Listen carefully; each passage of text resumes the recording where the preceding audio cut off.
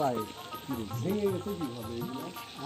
ছাদ ছিল না? হ্যাঁ ছাদ ছিল, এই যে আপনার পিলার, এখানে একটা ইয়ে আছে ওইটার মতো দাঁড় করা ছিল, হ্যাঁ ভূমিকম্প এটা ভূমিকম্পে এগুলো নষ্ট হয়েছে। কিন্তু একদম অরিজিনাল পাথর কাটা বানানো না? ওইটা মন্দির শুধু, হ্যাঁ। আর ওখানে পানি নিষ্কাশন তারপর এটা সুন্দরভাবে চলে গেছে ড্রেন। কি দেখছেন? আর এই মাঠটা এইভাবেই ছিল? মাঠটা একবার কাঁচা লোহার মতো পাথর এগুলো। না, এটা আঙিনা ছিল, আঙিনা। ভাই আসেন, হ্যাঁ এই দেখেন, দেখেন ওই যে বারান্দা, এই যে কাঁচা লোহার মতো পাথর।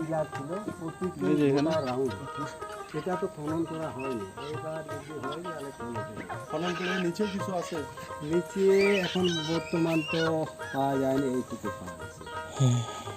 নাম কি ছিল এটার বললেন? এটা জগদল বৌদ্ধ বিহার। যোগদল?